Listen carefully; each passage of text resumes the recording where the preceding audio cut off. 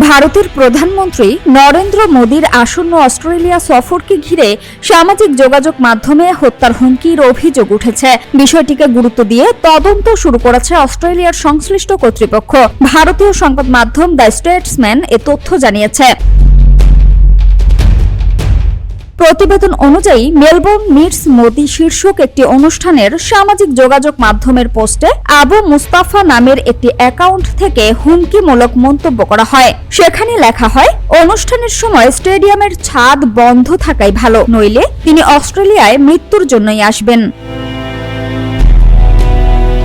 সংবাদ মাধ্যমটির দাবি, তদন্তকারীরা ইতোমধ্যে ওই অ্যাকাউন্টের সঙ্গে সংশ্লিষ্ট আইপি ঠিকানা শনাক্ত করেছেন। হুমকির বার্তাটি ফৌজদারি অপরাধের আওতায় পড়ে কিনা এবং এর সঙ্গে কোনো বাস্তব নিরাপত্তা ঝুঁকি জড়িত রয়েছে কিনা তা খতিয়ে দেখা হচ্ছে। আগামী 8 থেকে 10 জুলাই নরেন্দ্র মোদীর সরকারি সফরে অস্ট্রেলিয়া যাওয়ার কথা রয়েছে। সফরকালে তিনি দেশটির শীর্ষ নেতৃত্বের সঙ্গে দ্বিপক্ষীয় বৈঠকে অংশ নেবেন।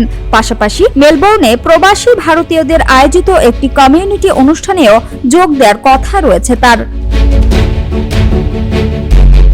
অস্ট্রেলিয়ার প্রধানমন্ত্রী অ্যান্থনি আলবানিজ সফরকে স্বাগত জানিয়ে বলেন, আসন্ন অস্ট্রেলিয়া ভারত বার্ষিক শীর্ষ সম্মেলনে প্রধানমন্ত্রী মোদীকে স্বাগত জানাতে পেরে তিনি সম্মানিত। তার ভাষায়, দুই দেশের সম্পর্ক বর্তমানে আগের যে কোনো সময়ের তুলনায় বেশি গুরুত্বপূর্ণ এবং অংশীদারিত্ব ইন্দো প্যাসিফিক অঞ্চলে শান্তি, স্থিতিশীলতা ও সমৃদ্ধি জোরদারে গুরুত্বপূর্ণ ভূমিকা রাখছে। অস্ট্রেলিয়ার প্রধানমন্ত্রী কার্যালয়ের এক বিবৃতিতে বলা হয়েছে, মেলবোর্নে আনুষ্ঠানিকভাবে নরেন্দ্র মোদীকে স্বাগত জানাবেন অ্যান্থনি আলবানিজ। এ সফরের মাধ্যমে দুই দেশের কম্প্রিহেন্সিভ স্ট্র্যাটেজিক পার্টনারশিপ আরও শক্তিশালী হবে বলে আশা করা হচ্ছে। বিশেষ করে বাণিজ্য, প্রতিরক্ষা, নিরাপত্তা এবং প্রযুক্তি খাতে সহযোগিতা বাড়ানোর বিষয়ে আলোচনা হবে।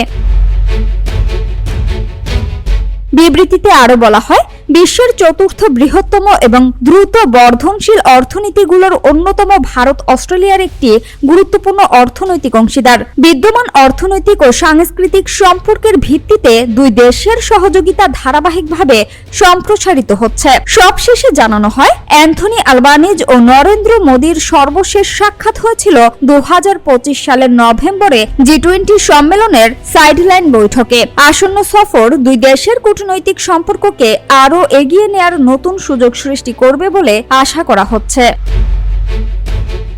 সামিয়া সুলতানা, ঢাকা ওয়াচ।